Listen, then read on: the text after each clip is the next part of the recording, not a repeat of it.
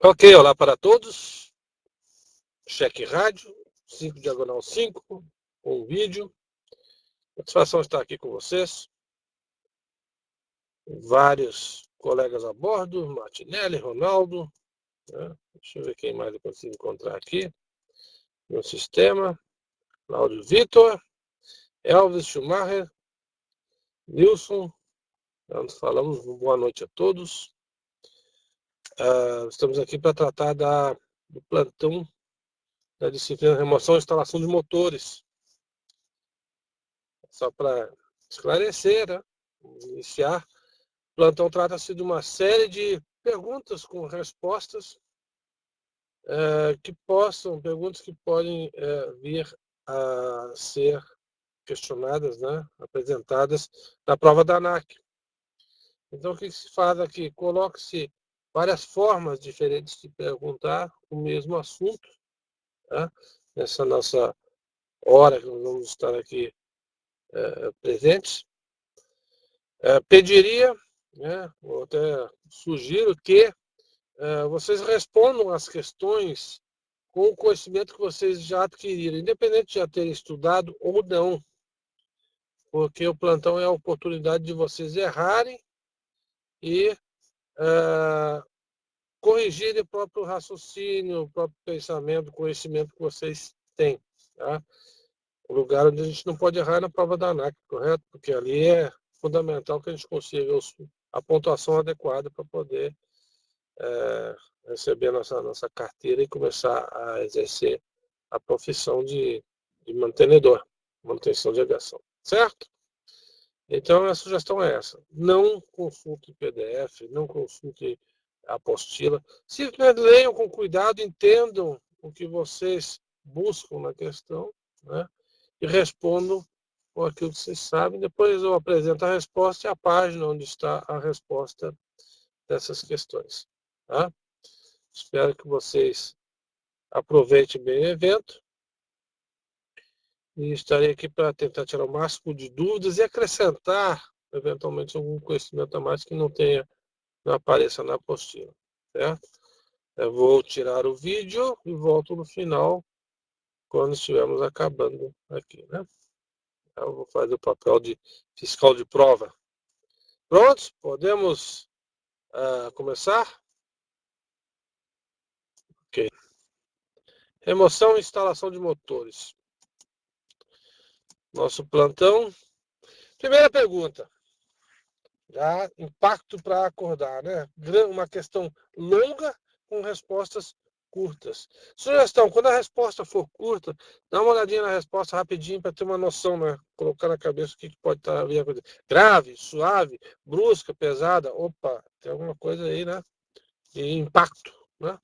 Emperramento do motor ou pelo impacto de uma ou mais pás da hélice com um objeto ou com um solo, de tal maneira que o motor pare antes de completar uma volta da hélice. É conhecida como parada grave, suave, brusca ou pesada. Né? Tá lá o motor girando, né? Tomou uma pancada e o motor parou. Não conseguiu nem mais completar mais uma volta inteira. Né? Significa que travou mesmo. Né? O eixo não continuou a girar. Como isso é conhecido? Né? Vou dar aí, as perguntas são para azeitar o assunto, né? Um pouco mais fácil, um pouco mais simples, né? Um pouco mais diretas. Grave, suave, brusca ou pesada. Essa parada de motor com a hélice batendo em alguma coisa e não continuando a girar de forma nenhuma. Parou com tudo. Como é que é chamada essa parada? Grave, suave, brusca ou pesada? O que vocês acham? Todos já responderam? Ok? 5 segundos. Eu vou olhar aqui no cronômetro, 5 segundos. Deixa eu ver se eu acho o cronômetro. Isto. Pronto. Emperramento do motor ou pelo impacto de uma ou mais pás hélices com objeto ou com solo, de tal maneira que o motor pare antes de completar uma volta da hélice, é conhecido como parada brusca. Charlie, letra C. Isso está lá na página 7 da apostila de vocês. Existem várias formas de fazer as questões nas várias matérias. Instalação de motores eu fiz questão de fazer aquelas questões de tirar o parágrafo de dentro do livro e adequá-lo, adaptá-lo para uma pergunta. Isso pode acontecer? Pode. Então, a remoção e instalação de motores, na sua maior parte aqui, vai ser o treinamento disso, de um parágrafo tirado da apostila, né? Tranquilo? Não que isso venha a prejudicar a absorção do conhecimento por parte de vocês, mas como se trata de uma prova sempre tem seu estilo, né? Sua forma de ser apresentada. E essa é a forma que nós vamos apresentar mais intensamente nessa matéria, né? Nas outras, a gente coloca mais coisa. Vamos lá. Então, parada brusca, olha aqui, ó. O camarada veio com o avião, motor funcionando, correu pista, pegou um barranco, né? E afundou, quase que pilonou, né? Pilonar é quando gira por cima do próprio eixo, do eixo lateral da aeronave. Aqui bateu a hélice e parou. Vocês podem ver, a hélice bateu, nem girou mais. Como é que eu sei que não girou mais? Porque não tem cavocada aqui, ó, não tem marca de continuidade do giro. Fincou a hélice no chão e acabou. Isso é uma parada brusca do motor. Isso é terrível, né? Porque o motor tem sua inércia de rotação e você faz com o sistema tipo aquela brincadeira de estátua, não se mexe mais. E todas as peças que estão em movimento, elas têm uma tendência de continuar se movimentando e essa parada brusca é extremamente prejudicial para o motor, né?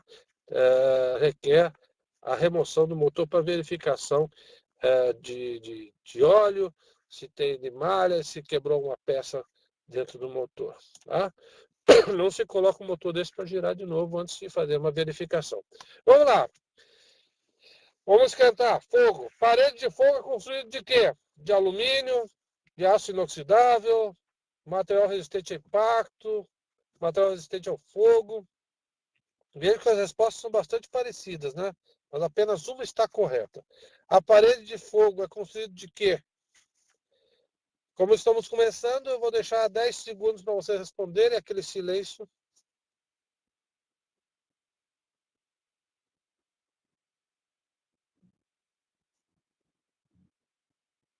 Esse silêncio atordoa, né? Toda vez que a gente está fazendo a prova, no silêncio a gente começa a ouvir até vozes, né? Que prejudicam a gente a fazer a prova. É assim mesmo, são seres humanos, todas as provas são iguais para todo mundo, né? Todo mundo está sujeito às mesmas questões e às mesmas formas, às mesmas coisas. Então vamos lá. Questão número 2. A parede de fogo é constituída de quê? Eu percebi que a maioria aqui já respondeu letra C, aço inoxidável ou outro material resistente ao fogo. Ok. Resposta correta, parabéns a vocês que responderam. Né? Está lá na página 13 da apostila de vocês. O aço inoxidável, ele impede a evolução do fogo para dentro da cabine. Por isso que o nome é chamado de parede de fogo.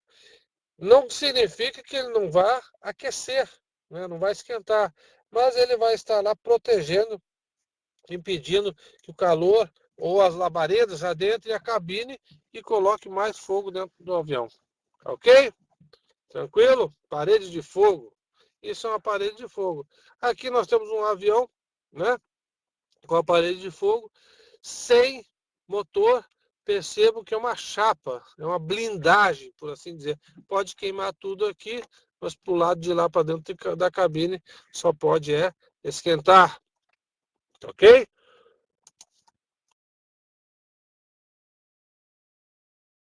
Vamos lá.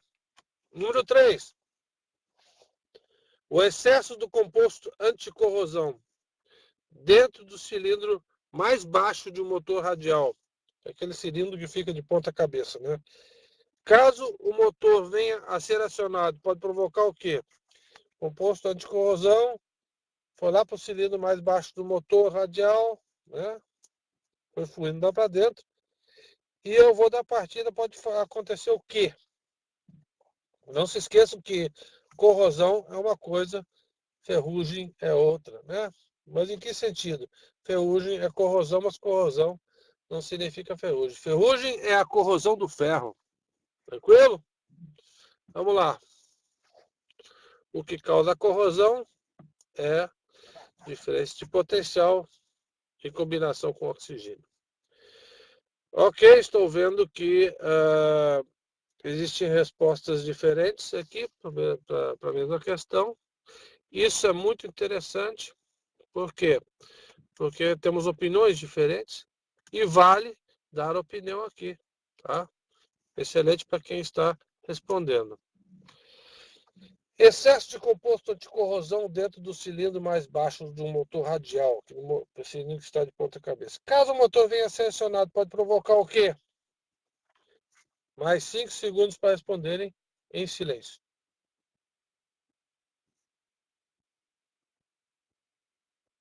Ok? Prontos? Esperar o Martinelli responder. Ok? Um produto que entra. O que o cilindro quer? Mistura ar combustível, né? Coisa que possa ser comprimido. Se entrar alguma coisa que seja um pouco mais denso dentro do cilindro, ele vai ocupar o espaço do ar combustível e pode não ser comprimível, né? Porque a gente olha o cilindro, quando o pistão está embaixo, né, quando o pistão está no ponto morto inferior, melhor dizendo, o cilindro de perna para o ar, ponto morto inferior é em cima, é para cima, né? Interessante isso. Ah, mas a câmara de combustão, ela não tem o espaço do cilindro todo, é só uma câmara, né? Um espaço mais reduzido, onde eu coloco pressionado, mistura ar combustível. E quando eu coloco, entra dentro da câmara de combustão um produto que ocupa fisicamente todo o espaço disponível que eu teria para comprimir a mistura ar combustível, isso se torna uma coisa física não comprimível, porque não dá para comprimir, certo? Então, vamos dizer que seja o produto anticorrosão. Correu para dentro do cilindro mais baixo do motor radial, certo? Está de ponta cabeça. Eu dou partido no motor. Quando o pistão for para o ponto morto superior, para comprimir, misturar combustível, ele vai encontrar um bloqueio, vai encontrar alguma coisa travando o movimento dele. Essa coisa que trava o movimento dele é chamado de calço hidráulico. Isso está lá na página 15 da apostila de vocês. Quem já presenciou um calço hidráulico sabe o que significa a quantidade de energia, né, de esforço ao qual é submetido o motor. Eu já presenciei um motor de automóvel, né, motor de uma Opala, e, e o motor, como se diz, ele solta quase dá para dizer que solta um grito, né, um berro de metálico. É metálico mesmo, né? Um som, para quem já escutou o pássaro trinca-ferro, sabe o que eu estou falando. Mas vamos lá. Calço hidráulico acaba com o motor. Tá? Ele empena bielas, quebra bielas, estraga junta de cabeçote. Tá? Então, olha aqui, isso aqui não é brincadeira, não. Tá? Esse aqui é um pistão que andou dentro do cilindro, se deslocou e quis encontrar uma mistura de ar, combustível, né, que podia ser pressionado, comprimido. Mas quando ele foi se deslocar, ele encontrou algo mais denso, um líquido. Radiador de carro, quando deixa a água entrar dentro do cilindro, provoca calço hidráulico. Isso é perigosíssimo, inclusive. Tranquilo? Tá claro para vocês? Está correndo muito? Como é que tá, pessoal? Tá tranquilo? Em qualquer momento, se achar que alguma coisa não está adequada, por favor, manifeste-se. Vamos lá. Questão 4. Grandes partículas, partículas grandes de metal no óleo do motor identificam o mau funcionamento do mesmo e que deve ser removido, trocado óleo filtro, troca a bomba de óleo. O que eu tenho que fazer? Grandes partículas de metal, aquela limalha visível. O que eu tenho que fazer com o motor quando encontro limalha visível? Né? Partículas metálicas, né? Elas são passíveis de serem encontradas no óleo do motor, né? Partículas pequenas de desgaste, né? Tanto é que tem o teste de Pyle, né? Você verifica qual é a quantidade de partículas de metal que tem dentro do óleo. Porque o desgaste acontece, não tem como, né? Mas Partículas grandes significa aquela que eu olho, eu vejo o óleo, né? Eu ia dizer óleo, é brincadeira, né? Eu observo o óleo, observo o filtro e eu consigo visualizar o brilho das peças, das partículas metálicas, né? Isso significa que alguma coisa lá dentro foi lixado, limado, né? Raspado. O metal, quando é raspado, como dentro do motor, os espaços são muito exíguos, muito apertados, tudo ali dentro, né? Se alguma uma parte de metal for tirado, significa que eu tenho alguma coisa não adequada, não conveniente funcionando dentro do motor. Então, partículas grandes de metal no óleo do motor indicam o mau funcionamento deste, né? E ele deve ser o quê? Removido, substituído, né? Porque esse óleo, essas partículas de metal, elas podem circular dentro do motor, né, e sair lixando, né, limando mais coisas dentro, tá flutuando dentro do óleo e travar o motor tranquilamente, pode travar o motor e acabar com o motor. Tá? Tá aqui, ó. Você encontrou um filtro brilhando, parece cheio de purpurina, né? Você encontrou raspas de metal dentro do óleo. Você vai achar que está tudo inteiro lá dentro? Com certeza não. Isso aí foi raspado de algum lugar, né? E significa que o motor, alguma coisa dentro do motor foi danificado. Perfeito? Vamos lá. Para remoção e instalação de grandes motores radiais, o mais comumente é usado qual método? Queca parcial, rápido ou subconjuntos? A técnica dos subconjuntos, serviço rápido, método parcial ou queca? O que vocês acham? Remoção e instalação de grandes motores radiais, né? É o que a gente chama de motor básico e acessórios, né? Motor básicos e complementares, e itens complementares, né? O que vocês acham? Estou vendo que vocês estão bastante afiados, né? Eu vou ter que colocar umas questões mais complicadas para vocês responderem, porque está muito simples. Para a remoção e instalação de grandes motores radiais, o mais comumente usado método é o QECA. Isso está lá na página 11 da apostila de vocês. Eu vou tentar botar, espero que venha uma questão mais difícil, vocês estão muito afiados. Tá? Vamos lá. Quando for removida a tampa do tubo de admissão do motor, os sacos contendo sílica gel devem ser removidos após a instalação do carburador, antes da instalação do carburador, antes da instalação do berço do motor ou antes da instalação dos flaps de refrigeração. Essa é uma questão que é muito simples, mas a forma que ela está colocada aqui, ela é capaz de embolar o camarada, né? Capaz de embolar o raciocínio do indivíduo. Né? Eu estou removendo a tampa do tubo de admissão do motor, né? Antes de instalar ele. Tem saco de sílica gel, né? Eu tenho que tirar eles antes de fazer o quê? Ou depois de fazer o quê? O que vocês acham? Eu vou fazer aqueles 10 segundos de silêncio aqui, para que vocês possam raciocinar melhor, e eu diria até deixar vocês se confundir um pouco mais.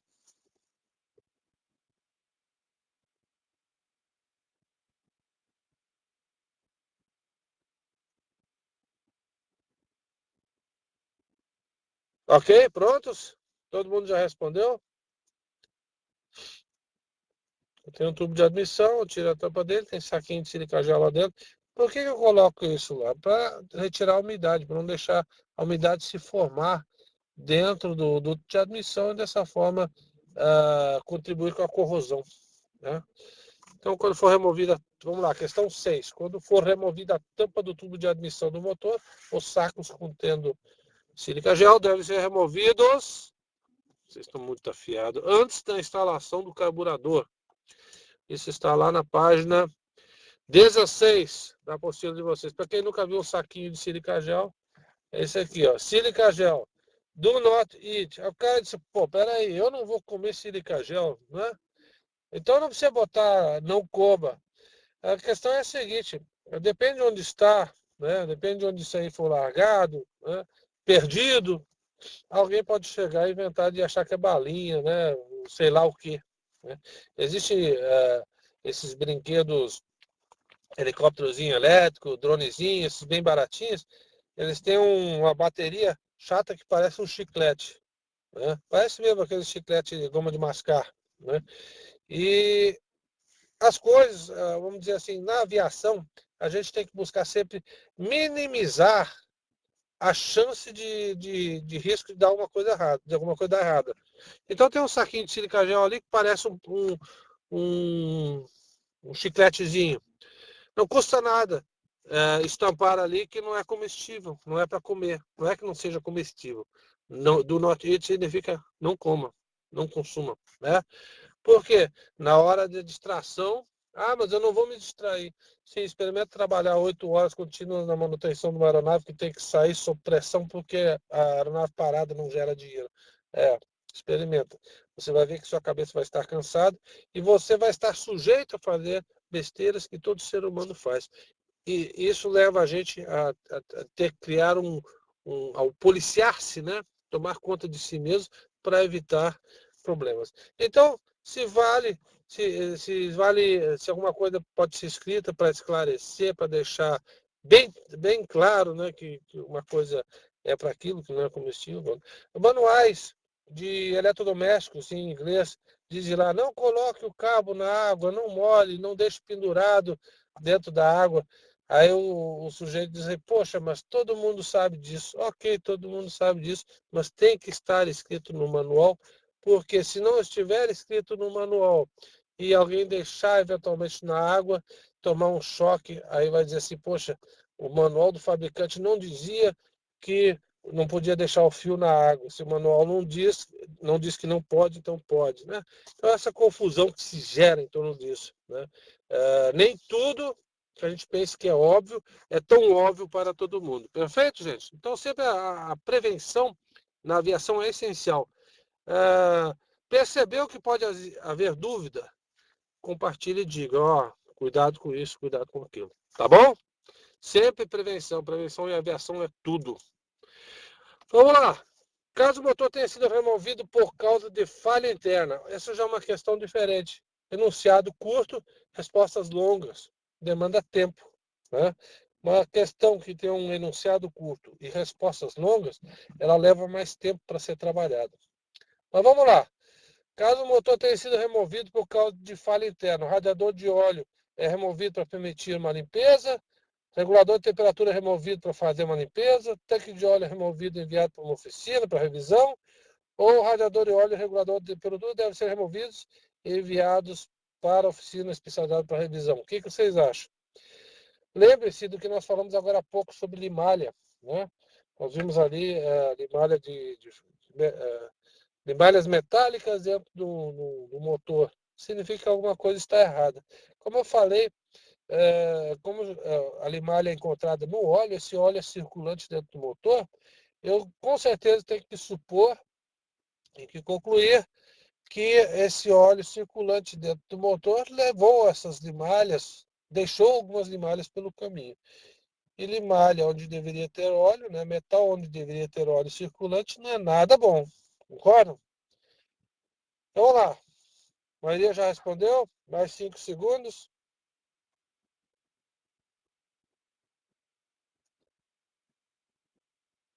Muito bom. Caso o motor tenha sido removido por causa de falha interna, eu sei que a coisa não está legal. Deixou espalhando limalha para tudo que é lado. Eu tenho que remover o radiador de óleo e o regulador de temperatura e enviar para uma oficina especializada para revisão, para que eles vejam o que sobrou dentro desse radiador, o que ficou de limalha dentro desse radiador, o que ficou de sujidade dentro desse radiador, né? E desse regulador de temperatura. Regulador de temperatura obstruído não regula mais nada, né? Quem já teve termostato de radiador de carro em pane sabe o que significa isso. A leitura sai errada, o carro ferve. Vamos lá? Isso está lá na página 24 da apostila de vocês. Perfeito? Vamos lá. Antes de começar a trabalhar no avião ou no motor, a chave do magnetos deve estar. Isso é uma questão fácil. Isso é um procedimento quase que óbvio. Mas, como eu disse, nem sempre é assim. Né? Antes de começar a trabalhar no avião ou no motor, a chave de magneto deve estar como?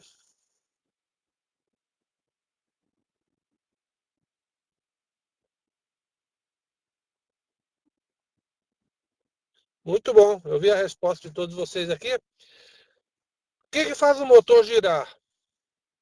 Combustível ou ignição, concordo? Eu posso ter ignição sem ter combustível, mas eu sei que dentro de uma câmara de combustão pode existir algum resto de combustível que pode provocar uma combustão momentânea. Da mesma forma, eu posso ter combustível sem ter ignição, mas eu posso ter uma câmara de combustão sobreaquecida com alguma sujidade lá dentro, né? Algum depósito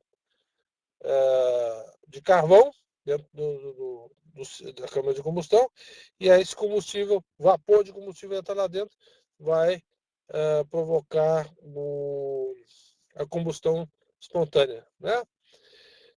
Mas eu sei que para ter o motor girando tem que ter combustível e ignição, tá?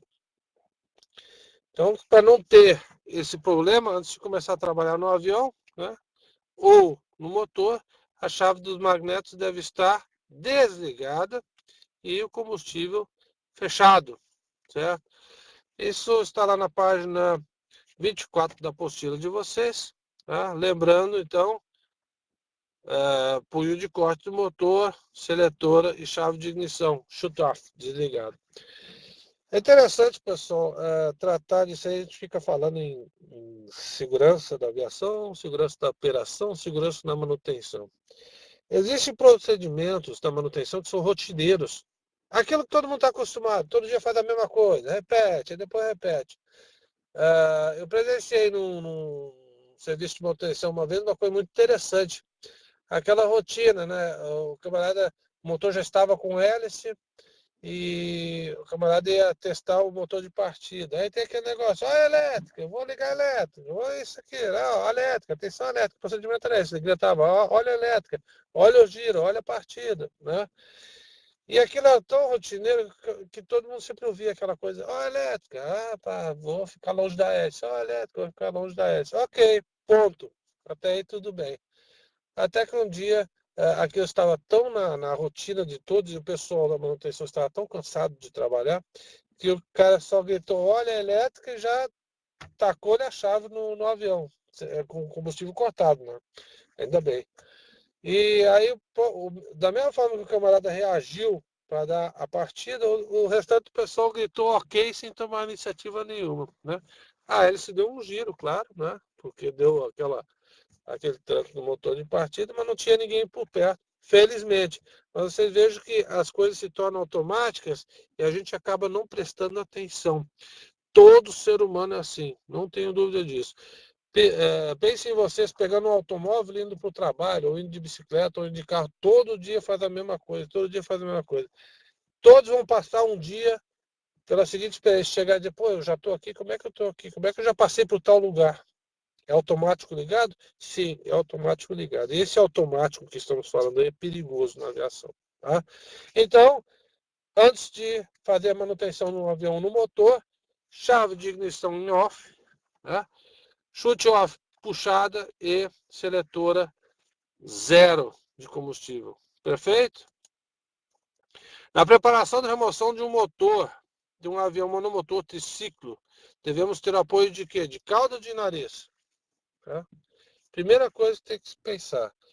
Vou preparar um avião monomotor triciclo para tirar o motor. Eu tenho que apoiar o nariz ou a cauda? Primeiro tem que definir se é o nariz ou a cauda que vai apoiar. Depois é o porquê. Tranquilo? Ótimo. Show de bola. Tá muito tranquilo, né, pessoal? Cauda, para que o nariz não caia, para que o avião não caia de cauda no chão assim que o peso do motor sair do nariz alfa. Por que tanta gente botou delta? A minha pergunta aqui que ficou foi essa. Eu já adiantei logo a resposta, porque eu vi que muita gente respondeu delta. Por que delta? Falta de atenção, cansaço visual, sempre tem algum motivo, né? Eu tenho que apoiar a cauda para que o avião não caia de cauda, para que não desça a cauda. Porque o que faz o CG lá é o motor que está lá na frente. Se eu tirar ele, a cauda com certeza vai ficar mais pesada e vai despencar. Concorda? Sim, é. Cláudio, não se preocupe não, tá? Isso aí é natural, passível de acontecer, principalmente nas últimas questões de uma prova. A gente começa a ficar cansado, ou quando a prova, aí preste atenção, quando a prova está muito fácil, abre o olho. Porque, tá muito fácil. O cara vai respondendo no fluxo da prova, né? Quando percebe, poxa, mas por que eu respondi essa errada? Aí vem aquela resposta, putz, como é que eu fui tão burro, né? A gente fala isso para si mesmo, como é que eu fui tão burro e não vi isso, tá? Tranquilo? Então, essa atenção é fundamental, tá? Perceber que está se distraindo demais, dá uma respirada, levanta a cabeça, respira fundo e continua fazendo a prova então. Tá bom? Show! Vamos lá. Página 25. Aqui, ó, um avião. Ó. Imagine, aqui está a cauda, né? O CG está aqui, ó, no primeiro terço do avião. O centro de gravidade está, né? Se eu tirar o peso do motor, com certeza essa alavanca vai criar um momento de força que vai puxar a cauda para baixo. Vamos lá, então. 10. Os cabos devem ser inspecionados quanto à presença de fios partidos, o que é feito passando-se o quê? Um pedaço de lixa, de resina, lixa fina ou estopa, ou pano de algodão ou estopa. Vocês vejam que não tem mão na resposta, né? Pessoal, não verifique estado de cabo de comando quanto a fio partido passando a mão. Tá?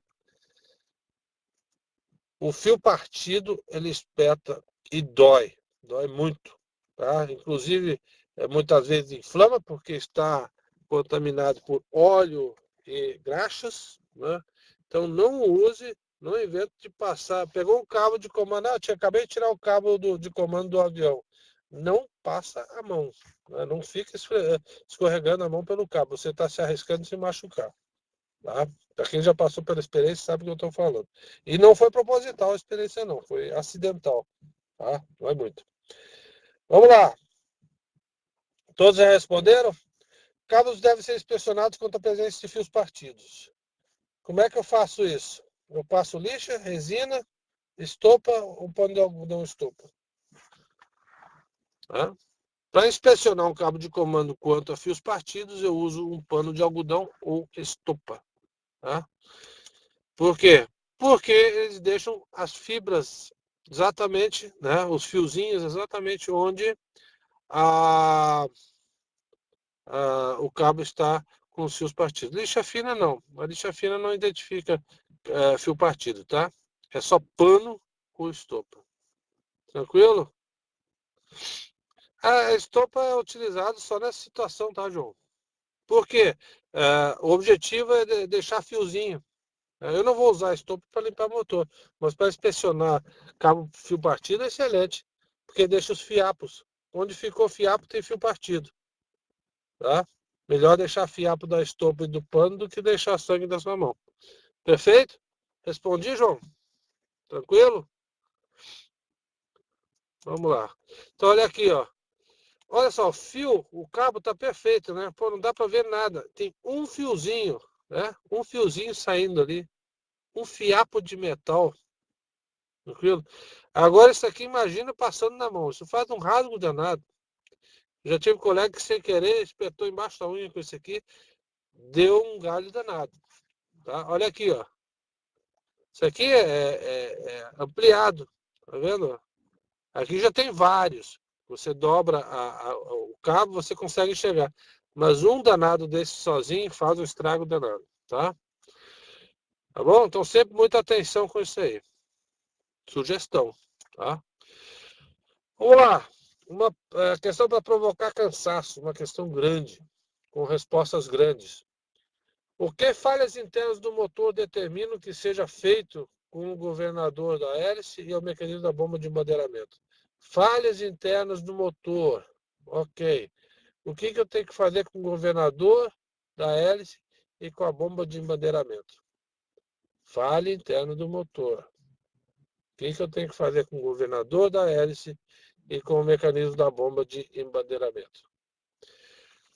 Governador da hélice e o mecanismo da bomba de embandeiramento devem ser limpos, eles devem ser substituídos, um deve ser substituído, o outro limpo, ou ambos devem ser substituídos, no caso, serem operados com pressão de óleo do motor. O que vocês acham? Veja que é uma questão que já começa a gerar um pouquinho mais de trabalho, né? De raciocínio. Essas questões são boas quando elas aparecem no início, mas quando aparece lá na questão 50, 60, o cérebro já está cansado, elas começam a gerar um pouco de confusão. Tá? Governador de hélice e mecanismo da bomba de embandeiramento utiliza o quê? O óleo do circulante no motor, certo? E aí? Vou deixar 10 segundos de silêncio para que vocês possam raciocinar.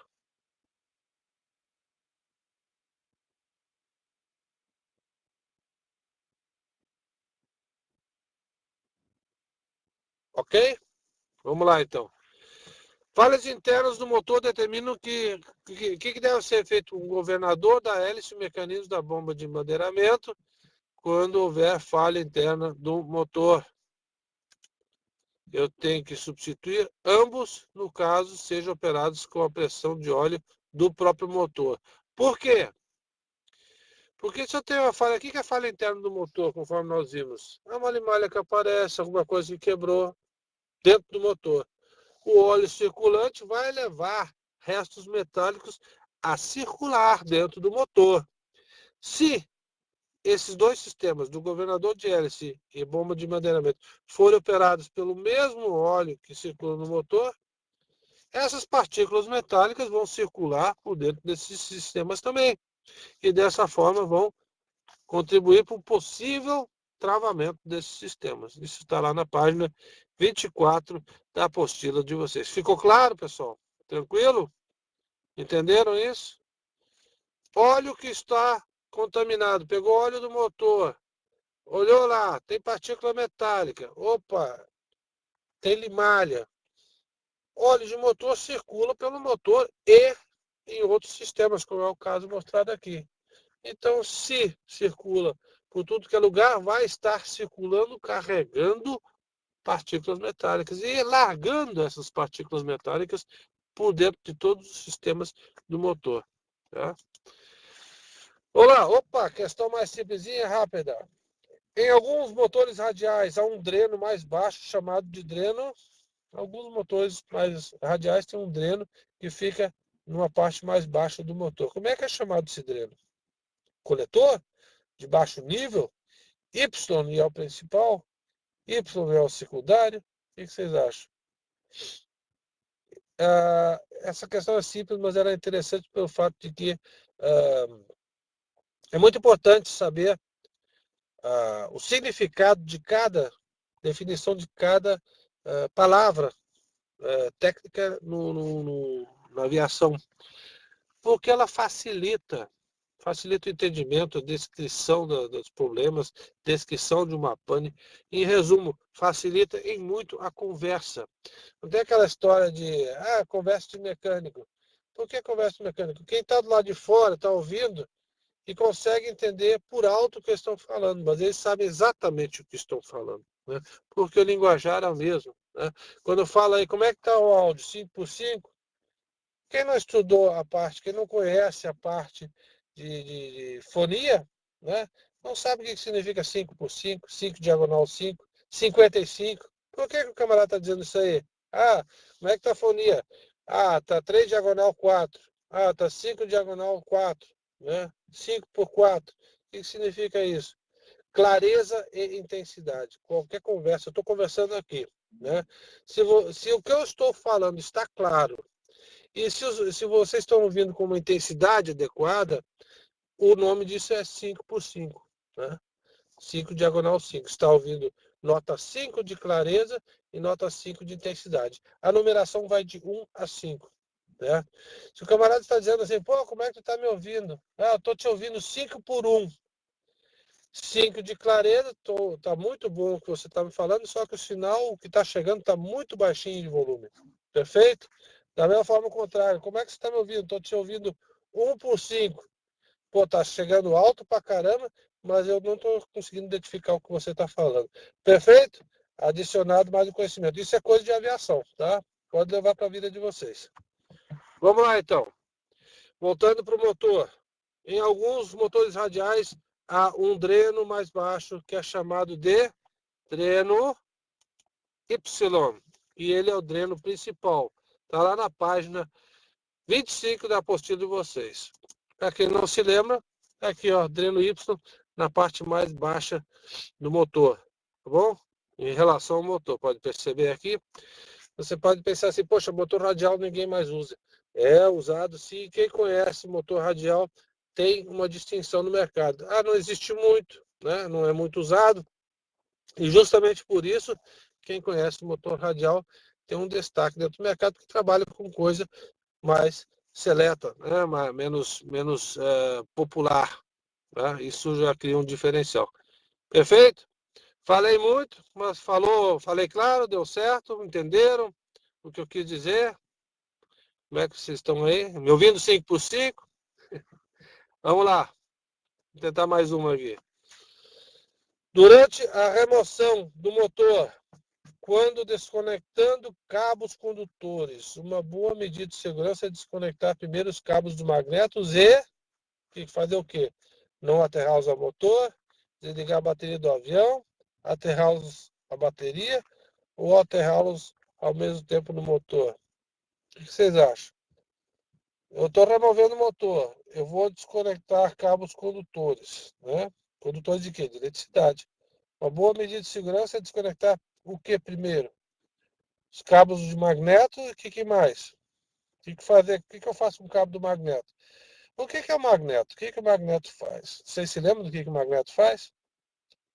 Ele é um dispositivo, por assim dizer, autossuficiente. Ele não precisa de pilha, ele não precisa de bateria. Né? As peças móveis dentro dele, girando, criam a eletricidade suficiente, que é majorada, né, amplificada através do sistema de bobinas e então jogado para a vela para provocar a centelha. Né? Essa carga ela pode ficar acumulada, né, eventualmente, e aí o camarada faz o papel de fio terra, como se diz, e acaba tomando um choque. Né? Então, o que eu tenho que fazer com esses cabos de magneto? Eu vou remover o motor, estou tirando os cabos, né, e o que eu faço com os cabos de magneto? Prontos? Essa foi simples para vocês, pelo que eu vi aqui, porque vocês responderam relativamente rápido. Durante a remoção do motor, quando desconectando cabos condutores, uma boa medida de segurança é desconectar primeiro os cabos de magneto e imediatamente aterrá-los ao mesmo tempo no motor. Perfeito? Tranquilo? Para quê? O elétron que está ali pronto para disparar, né? A carga está pronta, vocês já jogam ele para um caminho que ele possa seguir e não vai dar choque em ninguém. Muito bom, muito bom. Página 26 da apostila de vocês tem essa resposta. Vamos lá? Outra questão mais longa, começando a torturar vocês. Reta final. Quando as ligações das hastes com o balancinho são desmembradas, é bom que o quê? O que eu faço? Ligações das hastes do balancinho são desmembradas. Que ligações são essas? Pense. Lembra-se do balancinho? Haste do balancinho, né? Válvula, mola. Ligações das hastes do balancinho são desmembradas. O que acontece? O que é bom? Estou aguardando vocês responderem. Quando as ligações das hastes com o balancinho são desmembradas, é bom que os parafusos, as porcas sejam recolocadas em estoque no suprimento para que não se percam. Depois de soltos, os parafusos com porcas sejam guardados separados das hastes. Após soltos, os parafusos com porcas sejam recolocados ou nas hastes ou nas pernas dos balancinhos para não se perderem. Ou eu devo pegar os parafusos com as porcas e descartá-los, mesmo que eles estejam em condições de serem reutilizados. O que eu tenho que fazer? Pense no seguinte, pessoal, quando vocês têm um motor novo, né, tem aquela questão do motor amaciando. O que é o motor amaciando? Todas as peças são fabricadas do mesmo jeito, né? passam lá na fundição, são juntadas do mesmo jeito, né? Mas todas as peças têm suas, por assim dizer, sua própria característica, né? Sua própria, não vou usar a palavra alma, né? Mas a sua própria vida, tem vida própria, pode-se dizer. Tá? Então, as peças do motor formam um conjunto. E esse conjunto, cada conjunto de peças tem sua tolerância. E baseado nessa tolerância, o funcionamento do conjunto tem suas tendências. Né? Essas tendências geram os seus desgastes, as suas adaptações, as suas adequações. Então, quando você junta um monte de peças, um motor convencional tem em torno de 400 peças. Né? Aquilo tudo começa a trabalhar em conjunto e começa a se moldar, né? a assentar, né? E se encaixar, se adequar com as peças do conjunto em si. Isso significa amaciar o motor. Né? Quando você tira essas peças de um determinado motor, elas já estão acostumadas com aquele motor. Elas já estão ali trabalhando faz muito tempo. Então, elas já estão adequadas para aquele motor, porque as peças em conjunto foram se desgastando de forma homogênea e conjunta. As coisas vão acontecendo ao mesmo tempo. Né? Então, aquilo está tudo harmonizado, por assim dizer, né? Uma peça com a outra. Então, quando você tira uma peça, um parafuso, né? Mesmo que seja de um mesmo motor, nós estamos falando aqui, ó, parafuso de um balancinho, perna de balancinho e outro, aquele parafuso ele está acostumado com aquela peça de onde você tirou ele. Então, é muito interessante, muito importante que você pegue aquele parafuso, se estiver em condições, se foi avaliado e está adequado ao funcionamento, coloca ele de volta de onde você tirou ele, para depois, quando você montar a peça de novo, deixar ele no mesmo lugar. Por quê? Porque se você trocar os parafusos de posição, um estava trabalhando com balancinho e vai trabalhar com o outro. Ele não está acostumado com aquele balancinho. Por isso que eu falei da coisa de alma, né? de vida própria, né? É praticamente igual às pessoas, né? Você se acostuma a trabalhar com um, depois vai trabalhar com outra pessoa, você tem que readequar, readaptar, reacostumar, né? E isso leva tempo e às vezes gera desgaste, assim como gera no ser humano, também gera na peça, né? Você vai tirar um parafuso de um lugar, colocar no outro, e vai funcionar? Com certeza, mas vai ter uma outra adequação, como é que dizer, um outro assentamento, perfeito? Então, aproveite sempre. Tirou a peça que tem um parafuso, marca de onde tirou aquele parafuso para colocar ele no mesmo lugar de novo, porque está acostumado com aquele lugar. Perfeito? Ficou claro, pessoal? Tá? Então, quando as ligações das hastes com balancinho são desmembradas, é bom que após soltos, os parafusos com porca sejam recolocados nas hastes ou nas pernas dos balancinhos para que não se percam. E não é só para se perder, não perder a peça, mas também para adaptação, como eu falei para vocês agora há pouco. Tá bom? Está lá na página 29 da apostila de vocês. Vamos lá! Tá tranquilo? Até agora? Como é que tá o placar aí? Nota 10? Questão 15. As linhas que transferem líquidos, combustível ou óleo, entre o motor do avião e as unidades instaladas na célula, tanto são fabricadas com tubos de liga de alumínio e cobre, mangueiras flexíveis de borracha e cobre, tubos de aço inoxidável, como também tubos de liga de alumínio, mangueiras flexíveis de borracha, como também tubos de liga de alumínio. Em outras palavras, esse aqui é a típica questão que foi tirada do parágrafo de dentro do livro, né? E transformada em questão. Como eu falei, isso acontece, né, numa prova. Linhas que transferem líquidos, pode ser combustível ou óleo, entre o motor e unidades na célula, né? Na fuselagem do avião, por assim dizer. Né? São fabricadas com o quê? Qual material?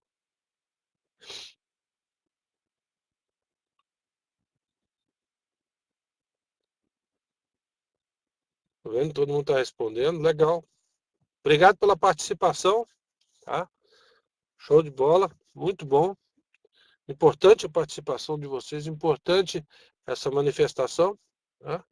Para que a gente perceba como está o aprendizado de vocês. Parabéns para vocês. Tá?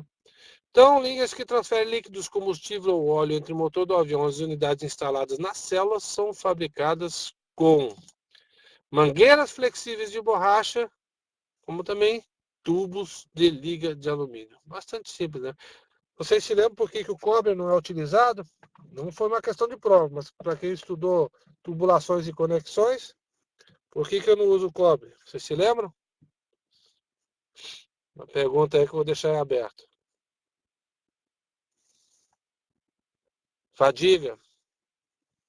Sim, tem relação com a fadiga. O cobre, ele costuma trincar, rachar, né, com o tempo por causa da vibração. Perfeito? Vamos lá, então.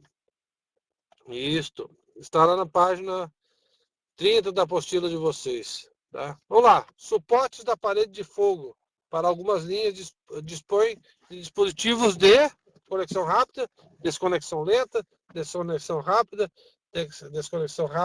com válvula de teste, com válvula de desvio. O que vocês acham? Essa aqui é a típica questão que foi colocada para gerar confusão. Né? O que acontece? Aquilo que eu falei para vocês. O indivíduo convém que é muito interessante que ele saiba exatamente o significado de cada termo técnico que ele vai utilizar, certo? Por quê? Na hora de distinguir, falar de A ou B, ele vai ser bem claro que A é A e B é B, né? Laranja não é mamão e mamão não é laranja. Tá? Então, cuidado no uso das palavras que vocês fazem na aviação, no uso que vocês fazem nos termos técnicos.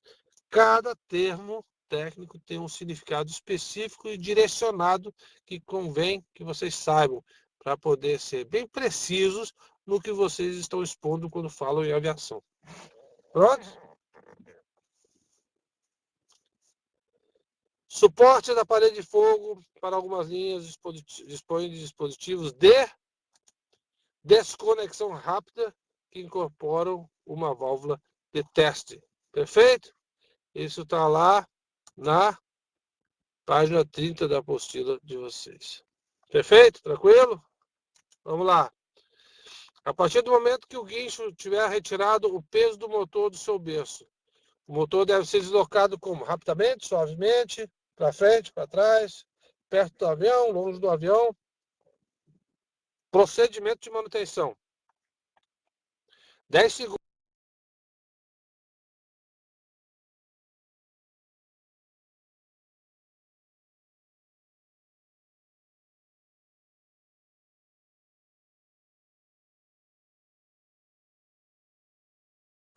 Prontos? Responderam?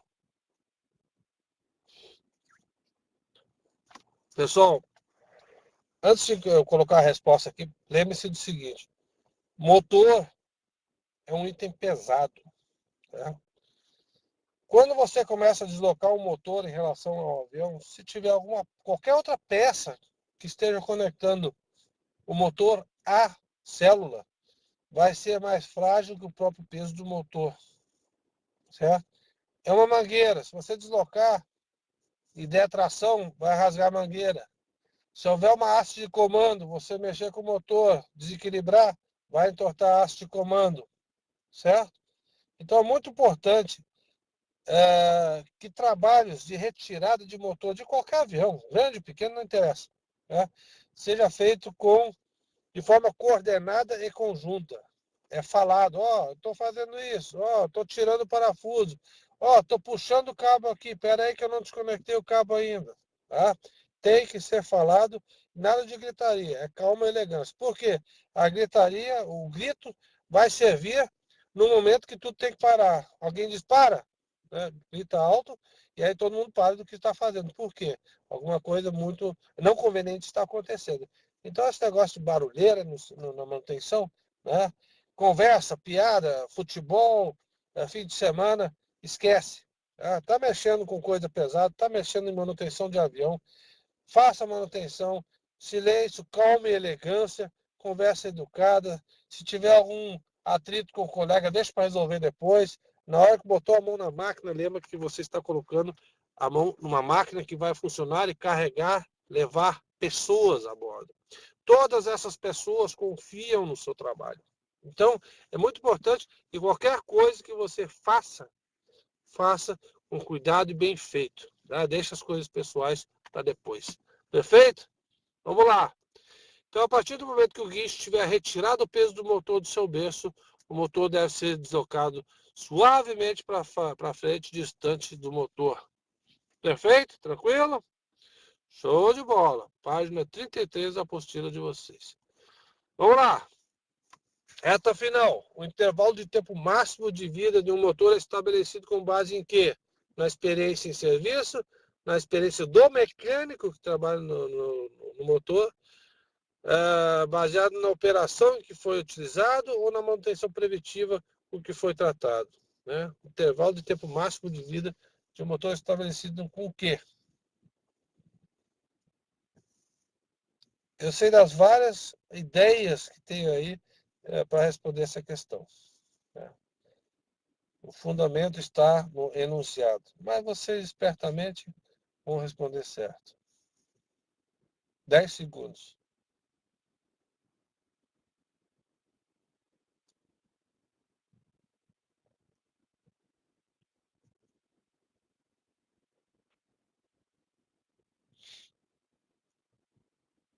Muito bom. A ver se todo mundo está atento. Intervalo de tempo máximo de vida de um motor estabelecido com base na experiência em serviço. O que significa isso? A experiência do mecânico, o que vai afetar? Se o motor vai funcionar até o máximo ou menos do máximo tempo de vida. Operação que foi utilizado também vai me definir se o motor vai trabalhar atingindo o máximo ou vai quebrar antes, né? E a manutenção preventiva é aquela que vai me garantir que ele vai chegar no máximo. Mas o que é esse máximo tempo de vida de funcionamento de motor? A experiência diz, né?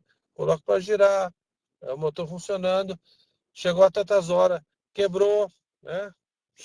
Existe aí o parâmetro de garantia de operação, né? E nunca, jamais vai se considerar o tempo máximo de vida de um motor aquele, por exemplo, você botou 10 motores numa bancada funcionando, girando estacionário para ver o tempo que ele dura. Você nunca vai usar como referência aquele motor que durou mais, que quebrou por último. Por quê? Se você tem 10 motores, um durou muito mais do que os outros 9, com certeza, se os outros 9 quebraram antes, significa que o tempo máximo de vida que você vai considerar não é daquele motor que dura mais. Né? É da confrontação dos resultados dos motores quebraram antes, por quê? Você não quer voar com o motor quebrando no ar. Concorda? Né? Você não quer que o motor quebre no ar, você quer que o motor funcione o tempo todo. Tá? Isso está lá na página 7 da apostila de vocês. E agora, vamos lá. É a derradeira. Através de qual evidência pode ser percebido se uma roldana não está se movimentando livremente? Visualmente você olha para a roldana e diz assim, essa roldana não está girando. Como é que eu posso saber disso? Só de olhar para ela. Vocês estão bons, rápido no gatilho, hein? Vamos lá. Através de qual evidência pode ser percebido se uma roldana não está se movimentando livremente? O que vocês acham? Pelo desgaste na roldana, no rolamento da roldana, desgaste no cabo de acionamento, ou pelo desgaste tanto na roldana quanto no cabo de acionamento?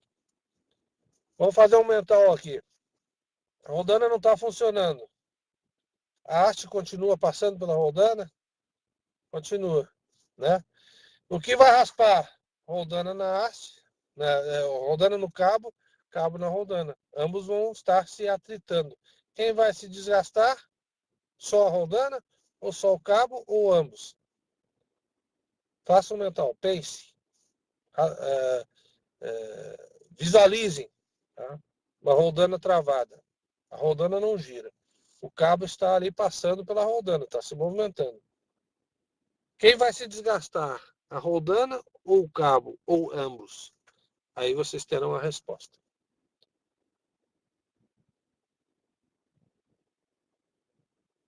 Alguém quer rever a resposta? 5 segundos para pensar. Ok. Através de qual evidência pode ser percebido se uma roldana não está se movimentando livremente? Ora, pelo desgaste tanto da roldana quanto do cabo de acionamento. Ambos são materiais, ambos se atritam, ambos sofrem desgaste. Perfeito? Estará na página 22 da apostila de vocês. Perfeito?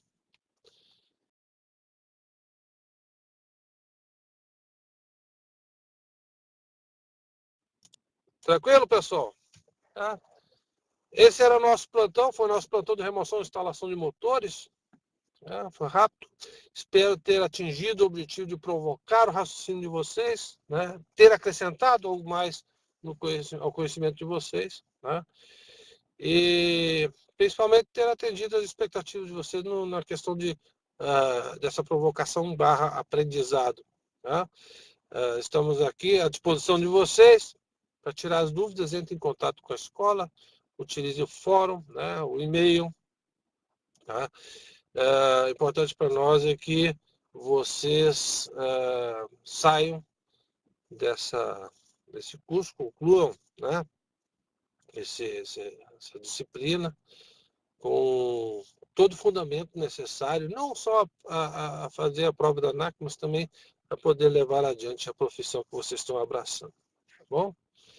Obrigado pela presença e até um próximo evento. Forte abraço.